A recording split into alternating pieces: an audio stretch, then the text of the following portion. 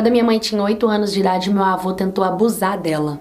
Ela contou pra minha avó, mas a minha avó não acreditou e nem fez nada com ele. E, pelo contrário, ela ficou com raiva da minha mãe. A partir daquele momento, ela começou a destratar a minha mãe, a olhar pra ela com um jeito diferente, como se não gostasse dela ou sentisse ciúmes dela com meu avô, que ela nem queria proximidade. Depois de um ano, a minha avó e meu avô começaram a frequentar a igreja, aquela famosa igreja do véu.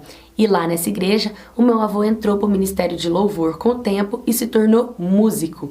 E ele era aquele famoso crente, aquele cara maravilhoso. Só que, quando a minha mãe fez 12 anos de idade, porque minha mãe, assim, ela era da igreja, mas ela não era tanto, até porque ela tinha uma revolta interna dos pais dela, dos meus avós, né, pelo meu avô tentar ter feito o que fez e minha avó não ter defendido.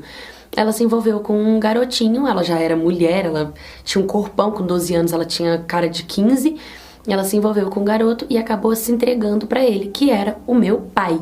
E assim que o meu avô descobriu que a minha mãe estava envolvida com ele, pra dar o de sertão da igreja, fez com que minha mãe se casasse com ele, já que ela tinha se entregado pra ele, então meio que expulsou ela de casa e ela foi morar com meu pai. Nisso, meu pai e ela continuaram casados e teve a mim. Acabou engravidando de mim. Quando eu nasci, foi uma época que a minha avó ficou muito próxima da minha mãe pelo fato de ser muito apegada comigo. Ela era tão maluca, apaixonada por mim, que várias vezes quando a minha mãe ia embora, eu tirava eu de perto da minha avó, a minha avó chorava, minha avó ficava doente, minha avó esperneava e fazia com que a minha mãe deixasse eu mais com ela ainda, porque nós éramos muito apegadas.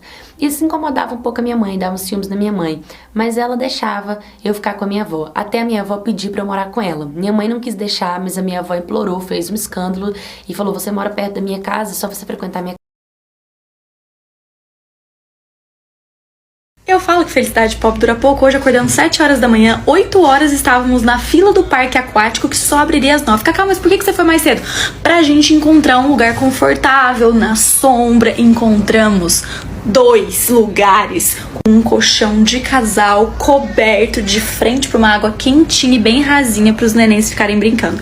Aí, na cama do lado, tinha uma mulher colocando lençol. Eu falei: eu quero lençol também. Fui lá pedir lençol nas 2 camas que nós estávamos, né? Ela falou assim pra gente: R$1.100. Aí minha amiga estava perto de mim e falou assim: não, a gente quer só o lençol mesmo.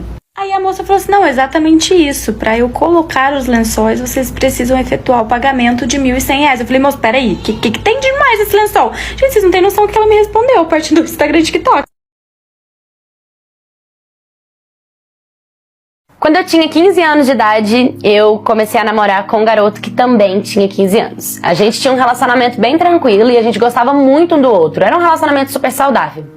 Até que eu descobri que estava grávida. Sim, novinha, tanto eu quanto ele.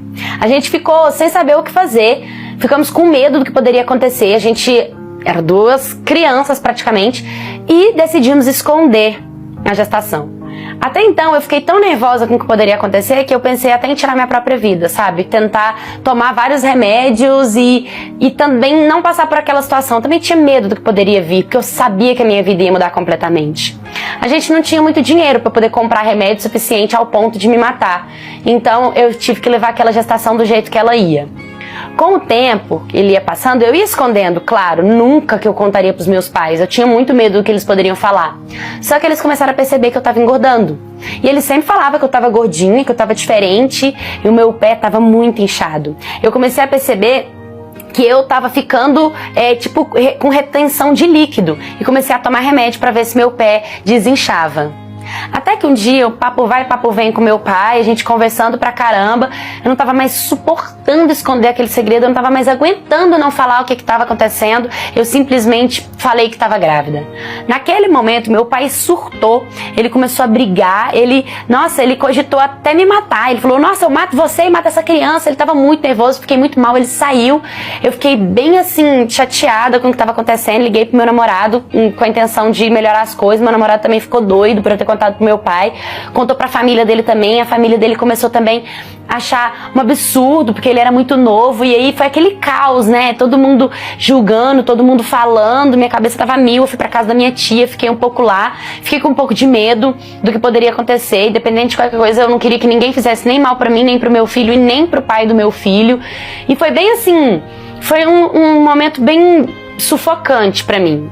Até que eu relaxei um pouquinho na casa da minha tia e voltei pra casa. Quando eu cheguei lá, meu pai me pediu perdão, falou que me amava muito e que ele iria cuidar de mim, que queria cuidar da minha criança também. E aquilo foi muito necessário pra mim, gente. Nossa, foi um alívio, porque era tudo que eu precisava.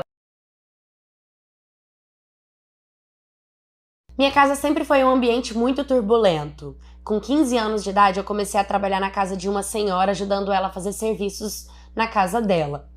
E todo o dinheiro que eu recebia dessa casa, quando eu chegava na minha casa, eu tinha que entregar, ajudar a pagar as contas, a comprar as coisas que faltavam e muitas das vezes acabar sustentando o vício do meu irmão, que bebia muito. E eu já não suportava mais aquela situação, fazer as coisas, querer conquistar as minhas coisas e parece que só tá me desgastando.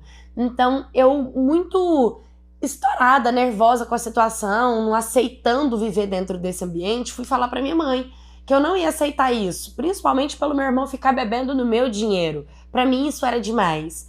E a minha mãe, em vez dela me acolher, o que ela fez? Ela simplesmente me enxotou. Começou a falar que eu não prestava, que eu tava querendo vagabundar, que eu tava querendo fazer coisas erradas. E não era isso, né, que eu queria dizer. E acabou que, como eu era muito nova, eu não conseguia me expressar. E minha mãe me mandou embora de casa.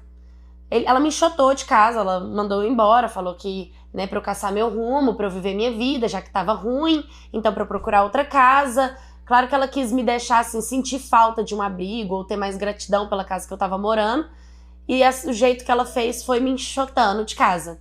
E nessa, eu fiquei realmente sem pra onde ir. Só que tinha a senhorinha que eu arrumava a casa dela. Eu fui pra lá, porque eu era só menina de 15 anos, e ela me acolheu, ela me deu abrigo, ela falou, pode morar aqui, pode ficar aqui, era só ela e eu, então ela foi cuidando de mim, sabe? Foi cuidando de mim e tal, e eu sempre arrumando as coisas dela, a casa e tudo. E aí foi quando eu decidi fazer uns cursos, sabe? Já que eu tava ali, eu decidi fazer uns cursos e trabalhar com confeitaria. E aí eu peguei e comecei a pegar encomenda de bolo de aniversário, salgadinho, docinho, trufa, tudo isso. E isso começou a me dar uma boa renda. E ela tinha um filho que um dia apareceu lá. E ele ficou pouco tempo, a gente quase não tinha tempo de conversar, porque quando eu não estava trabalhando eu estava estudando, então a gente não tinha muito assim. E logo ele voltou para o sítio, que eles tinham uma fazenda com a qual ele cuidava. Eu tinha mais ou menos uns 3 anos de idade quando os meus pais se separaram. Depois ficou morando apenas eu, minha mãe e o meu irmão. Quando eu fiz mais ou menos uns 7 anos de idade, a minha mãe conheceu o meu padrasto, com o qual ela se casou. E nós ficamos juntos. Ele sempre foi, assim, uma pessoa ríspida, sabe? Uma pessoa autoritária. E minha mãe, ela sempre fez tudo pra ele, sabe? Tudo pra agradar ele, tudo pelo casamento dela. Com o meu irmão, ele sempre teve os desentendimentos. Inclusive, quando meu irmão teve 18 anos de idade, eles tiveram um desentendimento. Meu irmão resolveu sair de casa, alugar uma kitnet, estava trabalhando, saiu da casa da minha mãe. E dali em diante, foi apenas eu, meu padrasto e a minha mãe.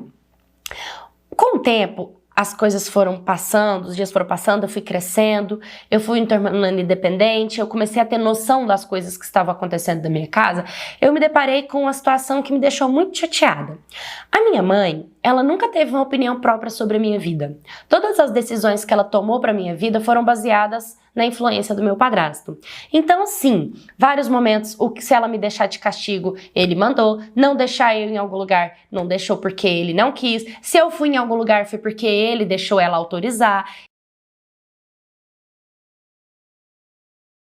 Essa história aconteceu quando eu era adolescente. Eu lembro que na escola tinha um garoto muito bonitinho, do sorriso lindo, e assim, eu era muito afim dele, ele afim de mim e tal, até que chegou a época da gincana. E nessa gincana, ele ficava se aproximando de mim, trocou os parceiros dele de brincadeira pra brincar comigo, o tempo inteiro do meu lado, o tempo inteiro me zoando, e eu amando aquela situação, né?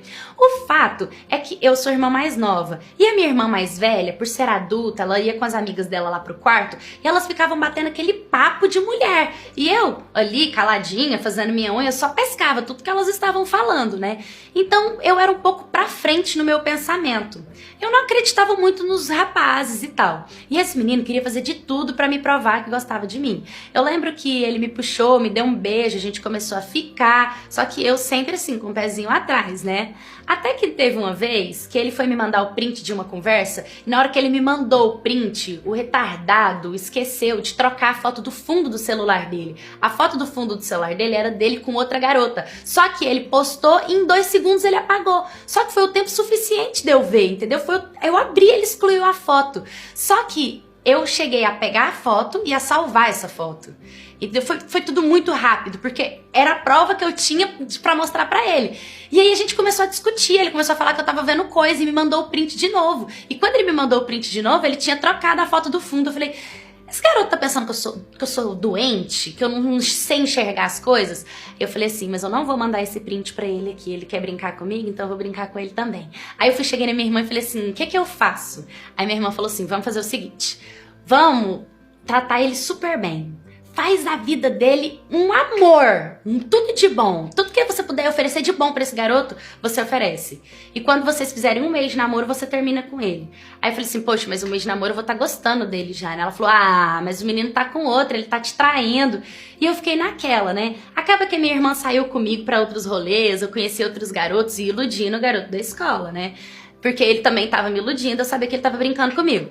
Aí, um dia eu peguei, a gente saiu, a gente foi pro cinema, a gente foi pro parque, eu conheci a casa dele, só ele que não conheceu a minha casa. A gente almoçou junto, a gente foi pro clube, a gente ficava junto no intervalo da escola, e por mais que eu gostava muito dele, eu sempre com aquele negócio, tipo assim, você é mentiroso, você é falso. E durante esse mês, várias e várias vezes, por exemplo, eu via a menina da foto, eu achei a menina da foto comentando nas fotos dele, entendeu? Ele curtiu o comentário, ele respondia, às vezes ele apagava. Eu tava sentindo, sabe, mulher sente, não tem como, mulher sente. Eu falei, ele tá realmente brincando comigo. Quando passou 1 mês que a gente tava namorando, eu peguei e comprei uma caixinha bem bonitinha pra ele, eu escrevi uma carta falando tudo que ele tinha feito